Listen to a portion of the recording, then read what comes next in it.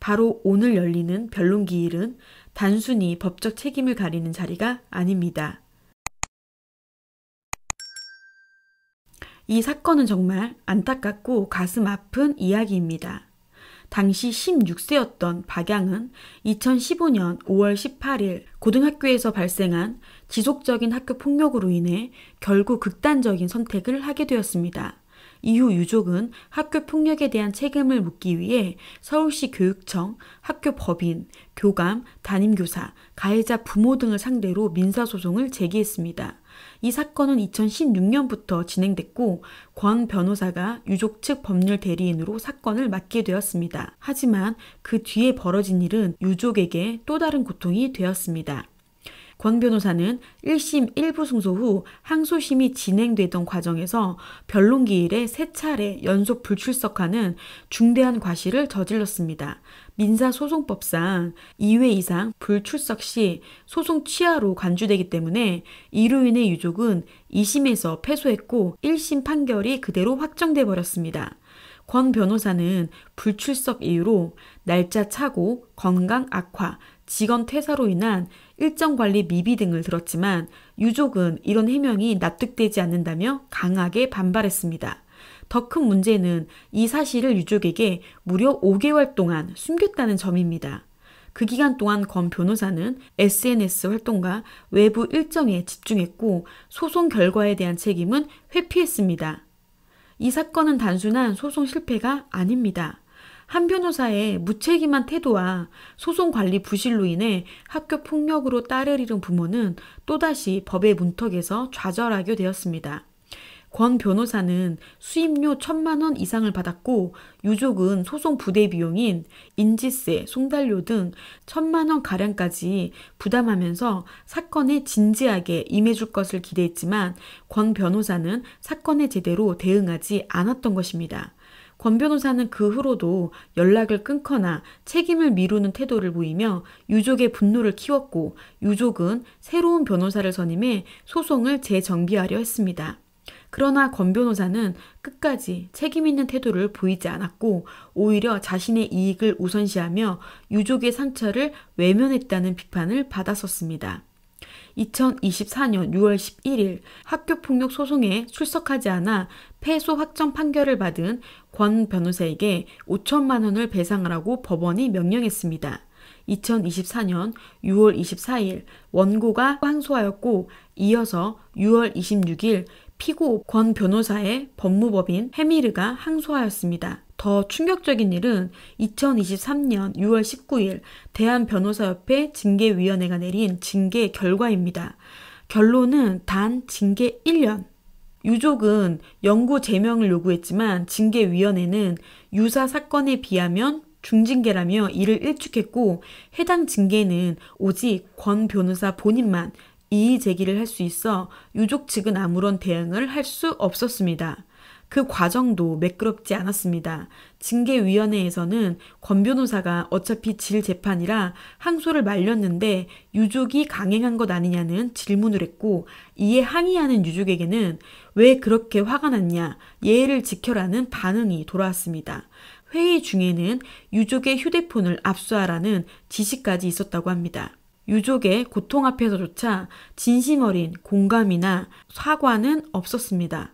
결국 이 징계는 2023년 8월 12일 0시부로 확정되었고 2024년 9월부터 권 변호사는 다시 변호사 활동을 재개할 수 있게 되었습니다. 딸을 잃고 소송 과정에서 법조인에게 또 한 번 무너졌던 피해자 가족. 이제는 징계 과정에서조차 외면받은 채 끝내 딸의 억울함조차 온전히 풀 기회를 잃게 된 셈입니다. 그리고 이 사건은 또 다른 갈등과 논란을 낳고 있습니다. 바로 권 변호사와 유족 간의 9천만 원 지급 문제를 둘러싸고 양측의 주장이 완전히 엇갈리고 있기 때문입니다. 권 변호사의 입장은 이렇습니다. 9천만 원을 주겠다고는 했지만 그 전제는 이 사실을 여론에 공개하지 않는 것이었다.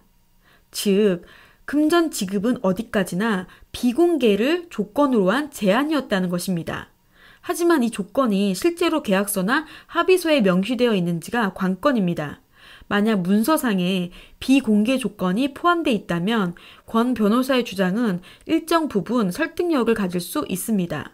하지만 단지 구두로만 이야기한 것이라면 법적 효력을 인정받기 어렵고 일방적인 주장으로 판단될 가능성이 높습니다. 반면 유족 측은 단호합니다. 9천만 원은 조건 없이 주겠다고 했다. 여론 공개 여부는 전혀 합의한 바 없다.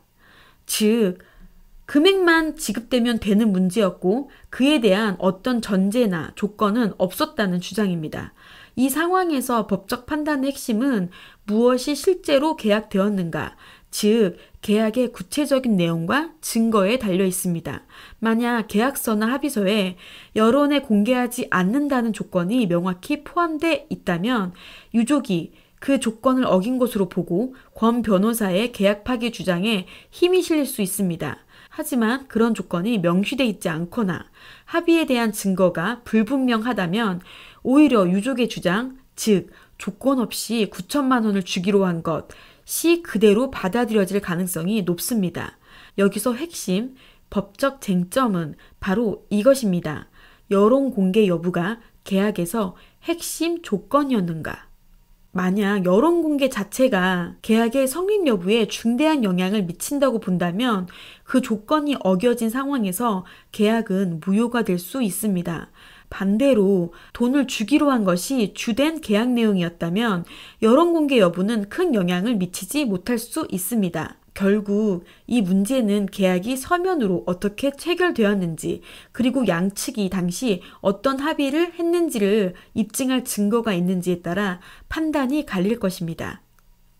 권 변호사 측은 이와 관련하여 1심에서 정해진 5천만 원과 유족이 주장하는 9천만 원은 중복이라고 주장하고 있습니다. 그래서 유족 측도 그렇다면 1심에서 정해진 5천만 원만 줄 것이 아니라 최소한 9천만 원 이상은 받아들여져야 된다는 주장입니다. 여러분, 이 모든 과정을 종합해보면 권 변호사의 태도는 법률 전문가로서 매우 실망스럽고 무책임한 모습으로 비춰집니다. 변호사로서의 신뢰, 윤리, 책임의식이 철저히 무너졌다고 해도 과언이 아닙니다. 항소심 불출석이라는 치명적인 실수, 그 사실마저 숨기고 책임을 회피한 점, 그리고 이후 유족에게 제안한 합의 과정에서조차 명확한 책임을 지지 않은 태도는 결국 또 다른 상처를 남긴 셈입니다. 이 사건은 단지 소송의 승패를 넘어 한 변호사의 무책임한 태도가 피해자 가족에게 얼마나 큰 고통을 줄 수 있는지를 보여주는 사례이며 법률 대리인의 윤리적 책임이 얼마나 중요한지를 사회 전체에 다시 묻는 계기가 되고 있습니다. 2025년 4월 17일, 바로 오늘 열리는 변론기일은 단순히 법적 책임을 가리는 자리가 아닙니다. 진실을 외면한 채 시간과 절차 뒤에 숨었던 책임자에게, 그리고 긴 시간 침묵을 강요당해온 유족에게 마지막으로 정의가 말할 기회를 주는 날입니다. 이제 법정은 단순한 사실의 판단을 넘어 인간에 대한 존중과 윤리에 대한 답을 내놓아야 합니다. 이건 민사소송이니까요. 무너진 신뢰를 되살릴 수 있는지는 알 수 없지만 최소한 같은 일이 반복되지 않게 하기 위한 첫걸음은 될 수 있어야 합니다. 한 아이의 죽음으로 시작된 이 오랜 싸움이 그 부모에게 또 다른 고통이 아닌 진실의 회복으로 마무리되기를, 그리하여 다시는 법의 이름 아래 누군가의 상처가 외면당하지 않기를 간절히 바랍니다. 오늘 이 싸움은 끝이 아니라 시작이 되어야 합니다. 상식이, 윤리가, 그리고 정의가 외면받지 않는 세상이 되기를 우리는 지켜볼 것입니다.